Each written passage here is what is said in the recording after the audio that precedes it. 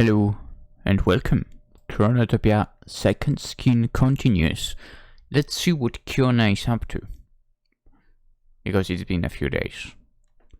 And the escort safely reached the kingdom of Prince Tali. He had recently acceded to the throne following the abrupt death of his father. It was still in mourning. He therefore did not keep the emissaries who came from Kionna's country close for very long. Understandable. He did, however, make sure to thank them for this sumptuous present, symbol of the good relationship between their two fiefdoms, as well as the friendship that had long prevailed between the two kings. He swore to maintain that good relationship and to visit them once the matter of his kingdom's succession would be settled. We have another prince. Who knows, maybe this one is not a bad guy. While Prince Tali was bringing the golden bull to his room, in the hope of reducing his loss, the emissaries returned to their country, showered with gifts, and pleased to have carried out their mission. Shortly after, Kionna regained consciousness. When the young woman opened her eyes, she had to control a reaction of panic. The darkness she was plunged in reminded her too much of the dreadful night when she had awakened in her coffin. Yeah. I mean, this is pretty much like a coffin. Fortunately, she pulled herself together and quickly sought the secret door that would allow her to see the light again. A door she managed to open after some fumbling.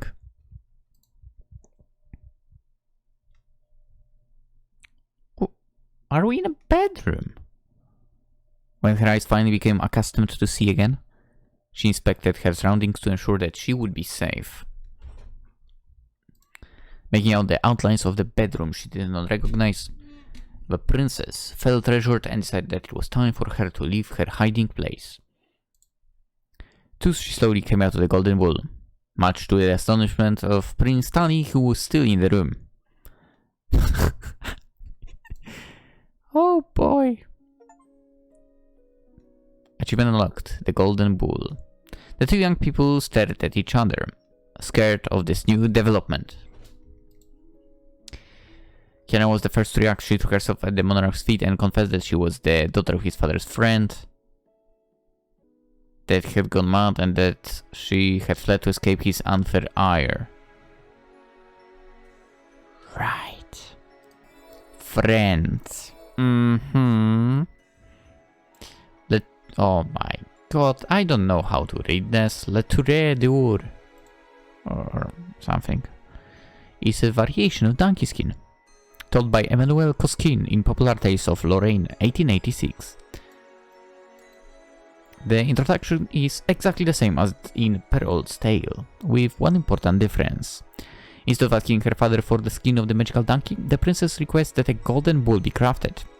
She secretly goes to the goldsmith responsible for its conception to obtain that the sculpture would be made hollow and hides inside it in the day of the marriage.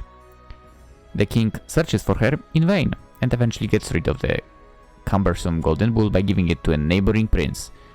Since he's convalescent, the prince eats in his room and sees that his meals are disappearing behind his back.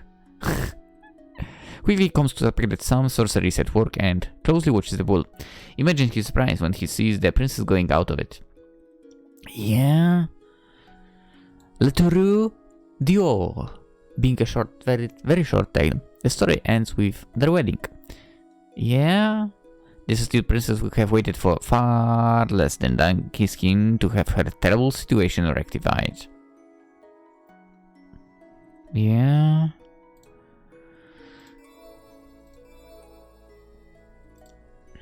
Please, my lord, don't send me back there. Don't tell him I have come to see you, or he would kill me. Prince Tali answered with a smile, and a wink apparently. Fear not, fair lady. No one knows that you are here. You have my word. Why are you zooming on that? Why did you zoom at the belt? What's the meaning of this? The young woman let out a sigh of relief while discreetly examining the sovereign from top to bottom. If he was not as young and attractive as Prince Griselda, come on.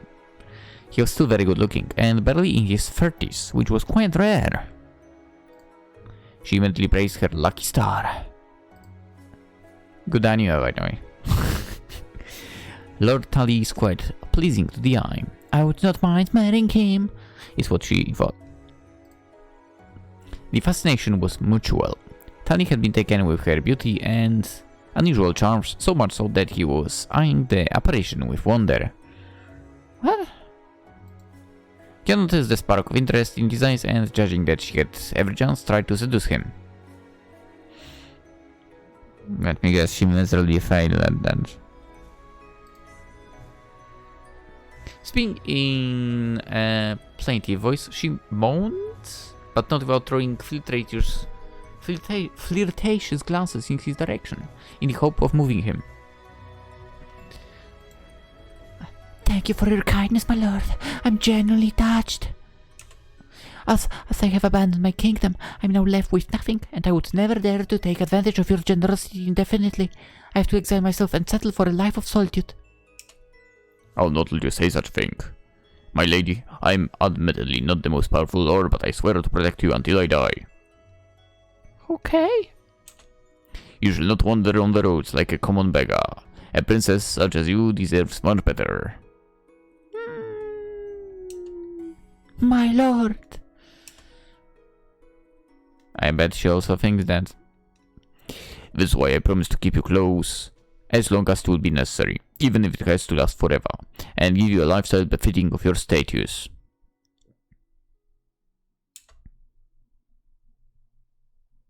But why? I'm suspicious about all of this. Prince Tully then went into a passionate speech that left Kionna impressed and filled with hope. If the young man was genuinely understanding, he would not fail to marry her, and all her troubles would suddenly go away. Therefore, she nodded to each of his flight of lyricism, waiting for the moment he would propose to her. That moment was slow in coming, so slow, in fact, that it seemed to never come. I mean, you just met. Despite his smooth talking, Tully never once mentioned their possible union. His offer was completely different. For this reason, we must leave at once. He ultimately came back to Earth. Leave? Where, my lord? What would we do there?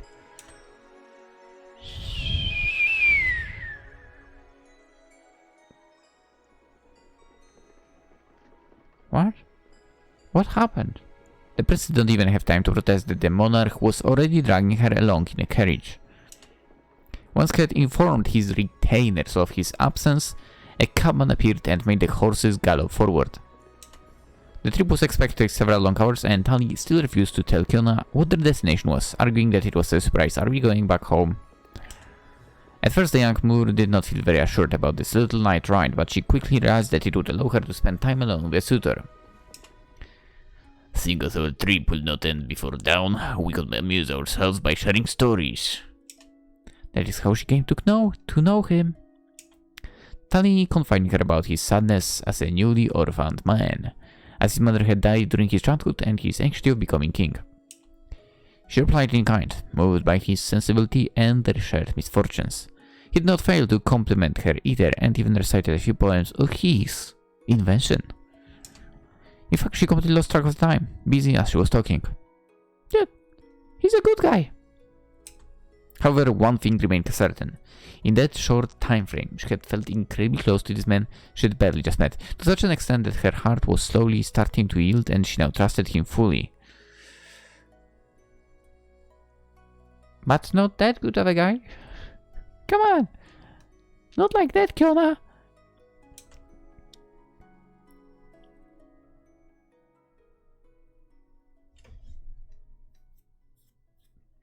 Thus, when the carriage finally stopped at the first light of day, Kionna turned out to be impatient to discover that Tully had prepared what Tully had prepared for her.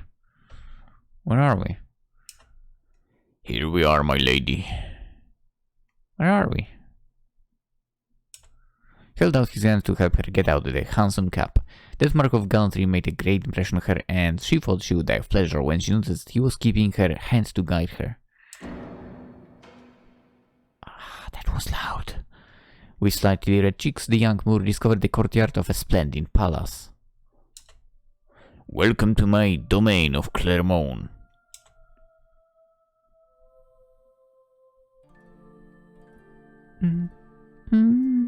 The monarch led her to a vestibule that let her see the gardens on one side, the courtyards on the other.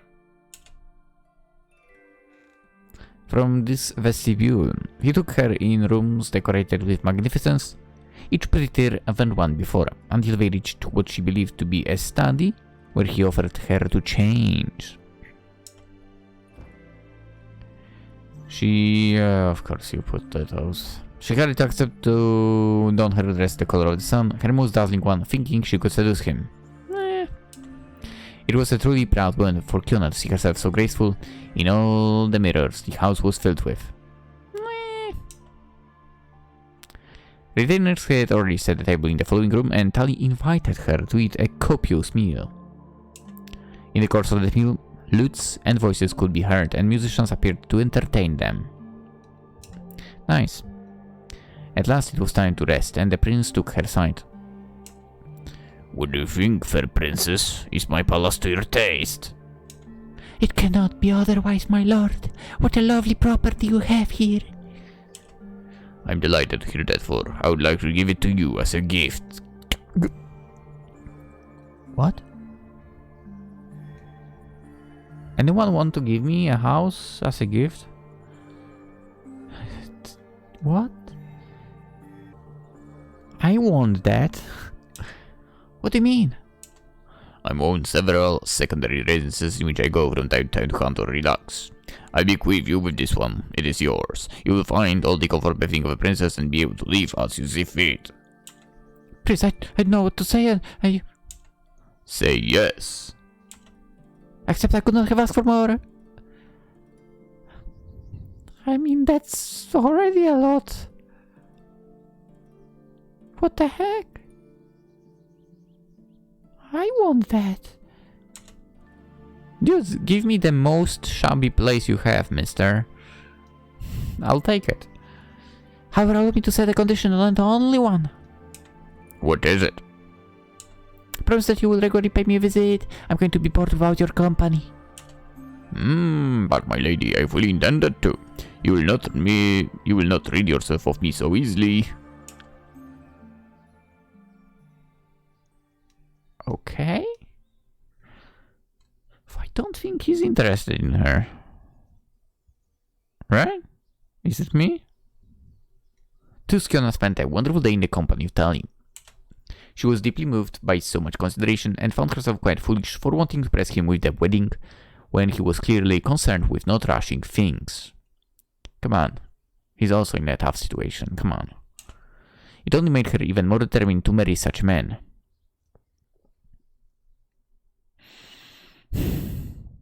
Woman, stop jumping the gun like that.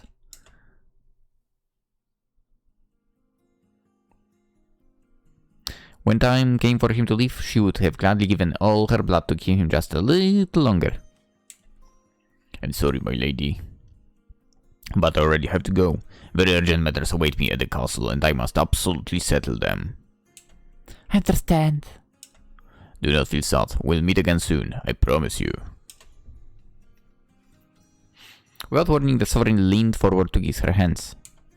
She was so overcome with emotion that she could no longer think straight.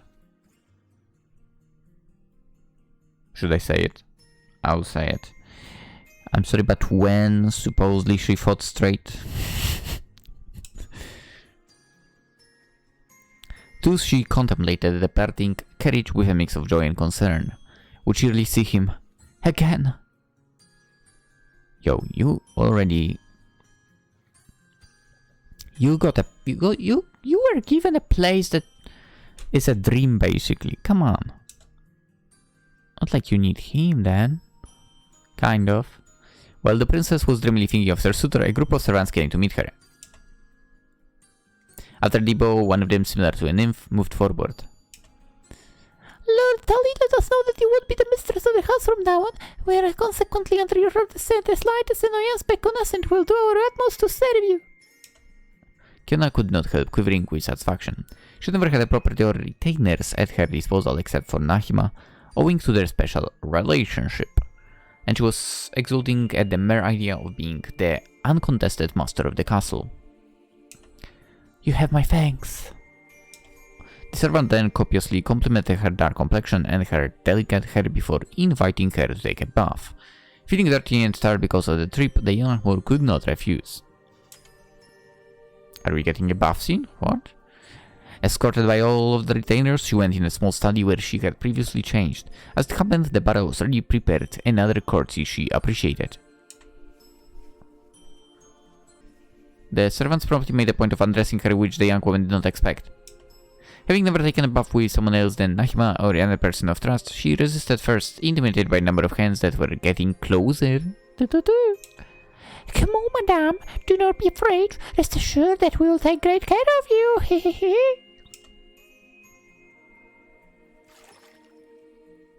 I did not expect that. In the end, Kionna swallowed her pride and left herself in their care. It had been so long ago since she had last been able to enjoy a moment of respite. As the servants were rubbing her hair with the concoction of walnut leaves and rose water, she let herself sink in the hot water. Then, can you, like, sink deeper? Now, don't get the wrong idea. I'm not telling her to drown herself, okay? What a delight.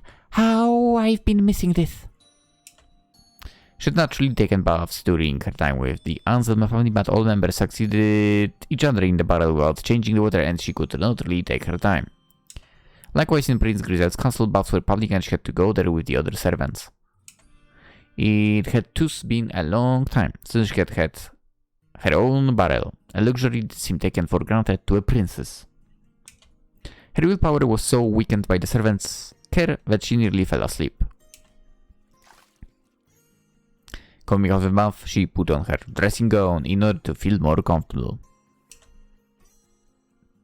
Supper was already waiting for her in the living room. Once more, the procession of women at her service was bustling around in order to take note of her favorite foods, and ensure she would find them in her plate in the future. Once she had devoured her meal, Kionna went to lock herself in her new quarters. Lying down lasciviously in her big cozy bed, she could only compare her situation with that of her previous timelines. Stuck in the shoes of a farmer for too long, she had to deprive herself of all the small pleasures of her past life, and finally finding them again was a delight to her. It had to be said that the hard farm labor and castle work had left a mark on her body. She had emerged from it with nails black from the filth, red and rough hands, a back sticky with sweat, dirty and brittle hair. But in the lavish residence of Clermont, she would not have to damage her body anymore. A princess' privilege was precisely that she could keep her skin smooth, her hair silky, her nails immaculate, all the while smelling like perfume and cleanliness. Needless to say that she had missed this privilege a lot. Better still, she now owned her own palace, her own employees, all devoted to satisfying her, and she was the protégée of a lovely monarch who seemed virtuous in every way. In her mind, there was no doubt that she would be wedding him soon. He was simply too gorgeous. We'll see about that. I have to admit, this new experience is off to a great start. Everything is so perfect. Respect, comfort, wealth, power. I'll be hanged if this is not the last time I resort to Medea's magic. Remember those words. She believed her fate to be already written, and glory and bliss belonged to her. Her crucifixion seemed to so distant the grudge she bore against Griseld was already almost forgotten. She had mentally vowed to return to his kingdom to punish him. Good luck with that. To save all the girls that he was abusing on a daily basis, but she did not really want to anymore. Oh. Okay, I should have read that entire line to the end. How does this affect me, after all? Yeah, of course, you're thinking only of yourself here, huh? What a surprise. The most important thing right now is what I'm living with Prince is... It was supposed probably to be a vet, but whatever. What happens in other countries is none of my concern.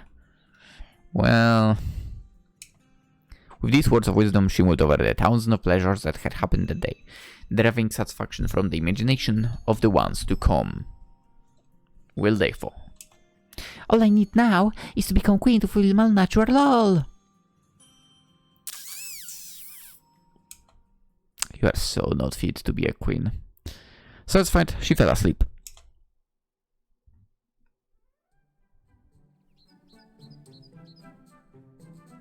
Thus began Kionna's new life. On the first day, her Highness entered her room at an early hour. Good morning. Would you like to get out of bed? I would like to be dressed today. Translating words into actions, the servant presented several garments to her, most of them very rich. Her mind still bound to Morpheus' kingdom, she chose to wear her usual red dress in order to stay simple.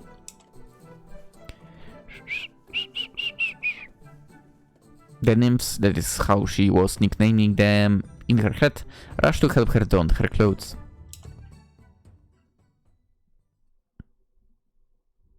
Once she was wide awake, the young Moor expressed her eagerness to see the rarities of that beautiful haven.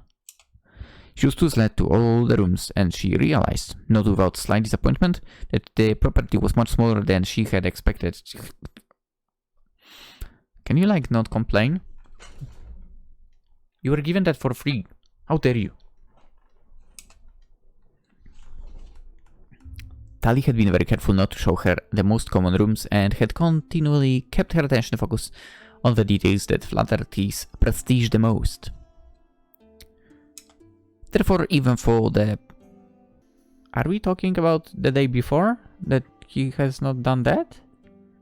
Therefore, even for the palace remained an object of wonder, she quickly explored everything there was to see. Seems like it. The same went for the gardens, so much so that her expedition ended even before lunchtime. God. Kionna, if you don't like it, I will take that place. Like, seriously. Right here, right now. To sugarcoat the unpleasant reality, the servants kept repeating how pretty she was and offered time to and again to change her clothing. Alas, ladies, what interest is there to be dressed in most beautiful attire if Tali is not there to admire them?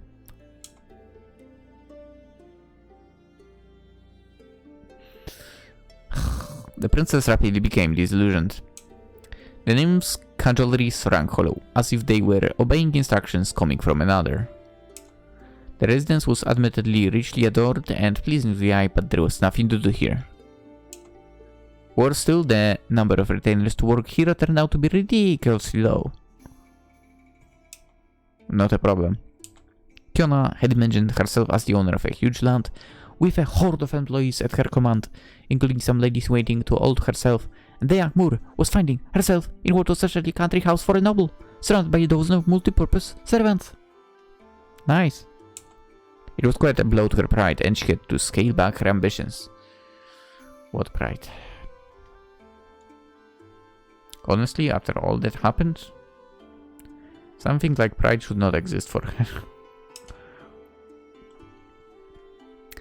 This place is certainly very bucolic, but after all, it is merely a secondary residence that Prince Tali is very graciously giving to me. He himself lives in a much bigger and more remarkable castle than this one. I'll need to become queen to join him and finally benefit from the treatment due to my status.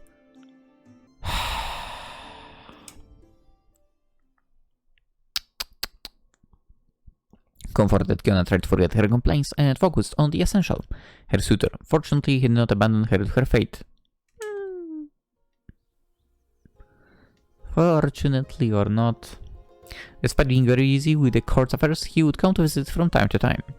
They would go for a walk together in the lush gardens, then chat and merrily play between two picnics.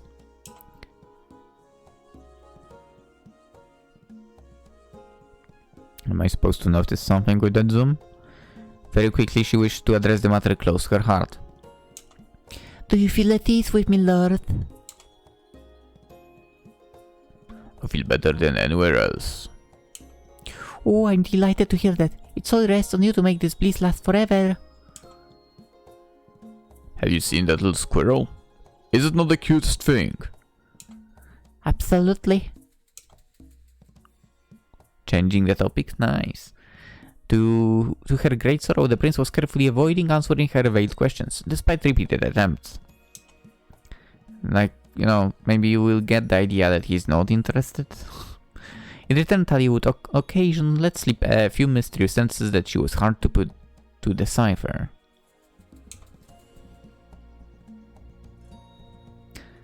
Oh, how sweet it is to bask in the sun, my lord. I could almost fall asleep in your lap.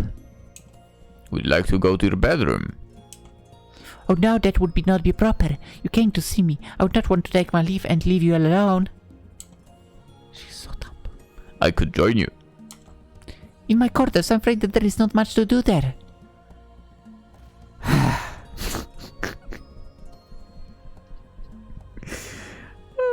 Yara, that's it.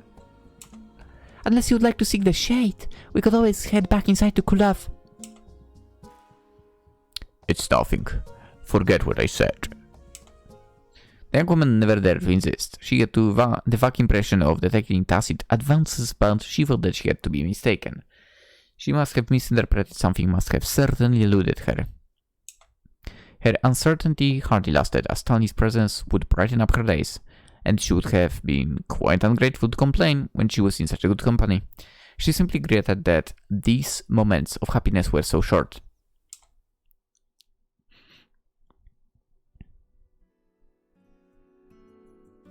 Yet Kionna realized that she was terribly bored when the sovereign was not here, and he was not here often. The initial amazement had been replaced by a worrisome indifference. There was absolutely nothing. No game or performance to be entertained, no friend in which she could confide her trouble. She came to miss her past lives, even... At least, at my father's castle I still had a private tutor to hone my knowledge, which I'm not using at all. Besides, Nahima was always there for me. We would always find something to do together. She eyed the gardens through the window with a distressed look. Even timelines which no longer exist. You don't know that. When I was with Flo or Berfi, I was supported. Here, servants come over, cover me with flatteries, but they keep their distance and it is impossible to really speak to them. Have you tried? In the countryside and the Grisel's castle, I had work to do. I felt useful. I mattered. I also knew that someone cared about me. Here I am, not a person but a chore that servants simply strike off their list. I mean, have you tried changing that? To make matters worse, she would... And also, isn't that what she wanted? To make matters worse, she was sometimes prey to horrific nightmares in which her last moments were endlessly repeating, and she desperately needed to dispel those sinister omen of death in order to regain her peace of mind.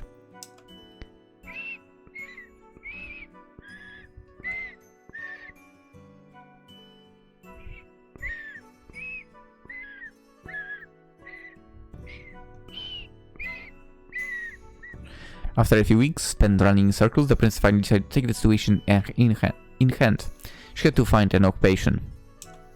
Although several possibilities were worth considering, she only wanted to focus on a single one, but did not know which one. Like this, she considered trying to break the ice with the house staff using games. She had to find inside her the courage and above all enough human warmth to socialize. Yeah? She also thought about taking charge of the palace's management in Prince Tali's place, not to impress him, but because she esteemed it an important responsibility. For that she would need the tenacity and authority of a leader, just like Berfi had shown her. You're not suited for that.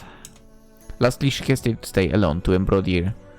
It was a seemingly trivial occupation, but required, on the one hand, enough motivation not to give up her work, and on the other hand, the slightest bit of imagination. Which activity would suit her best? Socializing with her peers, a guiding role to direct her subjects as fairly as possible, or a humble occupation that would match her dreamer's personality. This was quite the dilemma. Oh boy. You bet that I'm going to say what I think she's the least... Actually, no, she's not fit for any of those. For embroidery, I doubt she has the skill. Management, she's never managed anything. Socialization. She's not good at that as well. Okay. Eeny, meeny.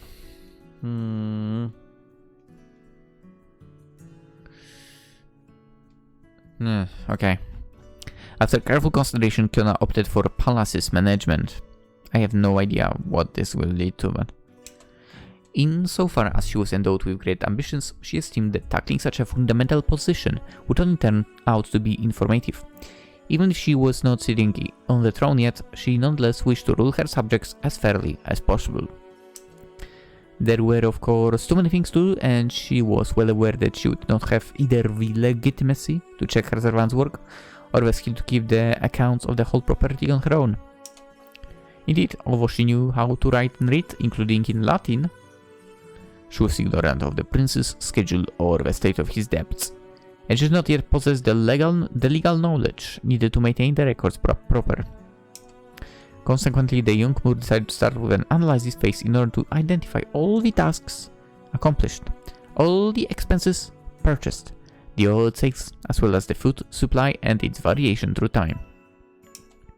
In what looked like her way of paying tribute to her late mother, she obtained a small notebook and began questioning the retainers so that she would better grasp how things were done in Lord Tully's house.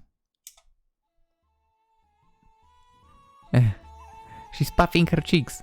At first, the sudden arrival of the stranger who was sticking her nose in their business greatly bothered them, and the lady in waiting who was often taking care of her found out about the way to let her know. Madame's too kind to be willing to help us. You worry for nothing, we have the situation very much under control.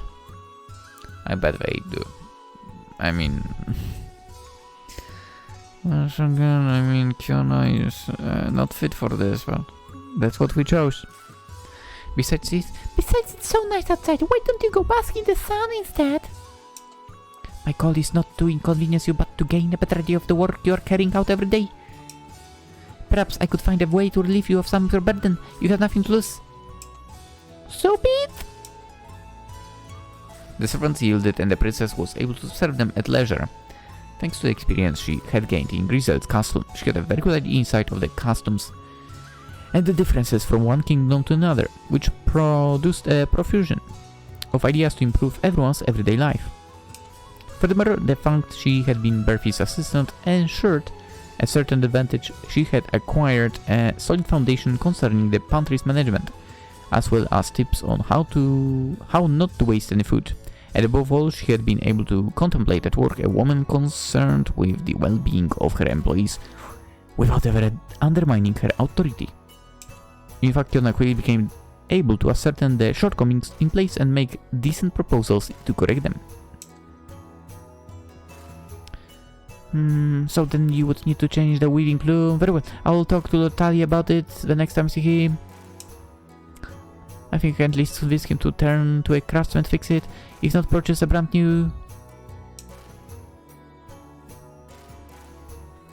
Wait, she's actually doing a good job? What? Servants hardly found fault with someone finally taking their complaints into account and dealing with finances. Tuesday respected, if not her person, Kionna's efforts, all the more so that she had been seen in the library late in the night examining the registers. They nonetheless feared her, and some even nicknamed her the Dragon behind her back. Why Dragon? The heretics could not care less, as long as she was doing a good job, anything else was merely babbling. Achievement unlocked. Succeed with the management task. I'm not doing too bad for a first time. That's right. You will continue in the next episode, hopefully still in a good manner. Let's end here. You know what? This might be finally something, you know, kind of a little bit nice. No complaints. Absolutely. But yeah, let's end it. We'll continue tomorrow. If you enjoyed, consider like, subscribe. If you haven't already, always appreciate it. Link to the game in the description, of course. And have a wonderful day. Bye bye.